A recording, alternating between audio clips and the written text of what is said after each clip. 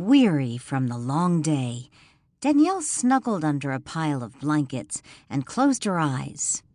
She had brought fresh linens and blankets with her to Frederickport. She couldn't imagine sleeping in whatever dusty bedding she might find in the old house. It was her second night in her new home. The day had been busy, beginning with her visit to the newspaper office and museum, and then dealing with the plumber. Fortunately, the leak was an easy fix, yet she was grateful it hadn't occurred last week between visits from the housekeeper. The possible water damage could have racked up a serious repair bill. One positive about the day's events was that the plumber had time to go through the house and see what needed to be done to help her bring the building into the 21st century. She wanted to order new modern appliances and wanted to make sure she could hook up a washing machine and dishwasher, not to mention an ice maker on whatever refrigerator she ended up buying. When Lily and Ian returned from breakfast, the plumber had already completed the repairs and was inspecting the rest of the house. Ian offered to go through the property, looking for other needed repairs, after explaining his construction background. Danielle thanked him and lied, saying she had already made arrangements with a contractor.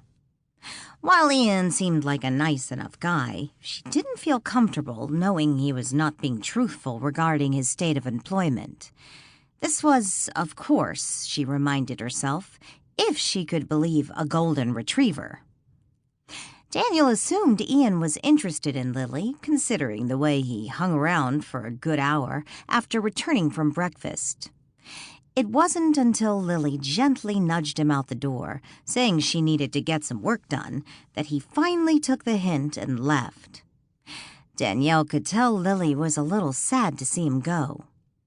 After a closer inspection of the home's furnishings, Danielle realized it would be necessary to either reupholster or replace some of the pieces.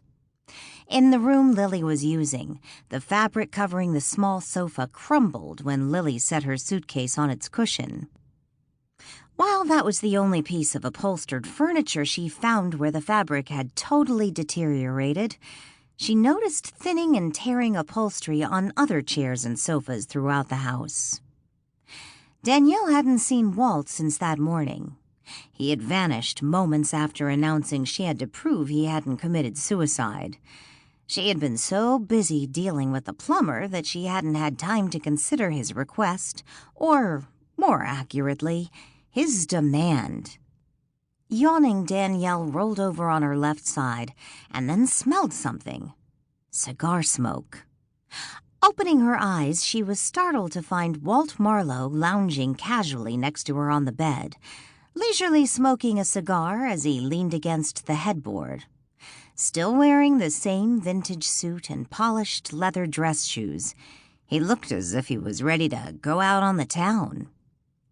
Sitting up abruptly, pulling the top edge of the blanket up to cover her chest, she glared at Walt. Under the blanket, she wore plaid flannel pajama bottoms and a tank top. "What are you doing here?" she hissed. "It's my bedroom." Walt let out a smoke ring and watched it curl and disappear. "It was your bedroom," she corrected. "Get out of my bed." "You're in my bed, Danielle. I am willing to share. You are a selfish girl, aren't you?" He turned his face toward her and smiled. "Technically speaking, this was never your bed. My aunt replaced the beds in this house about 5 years ago."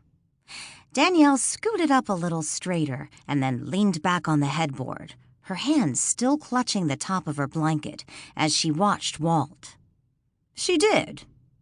Walt arched his brows thoughtfully, as if considering her words.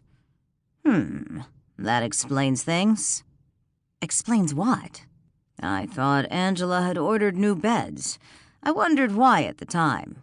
I asked the delivery men what they were doing, where they were taking my beds, but they just ignored me." "You're a ghost. They couldn't see you." "I understand that now. Why did she buy new beds if she never came here?"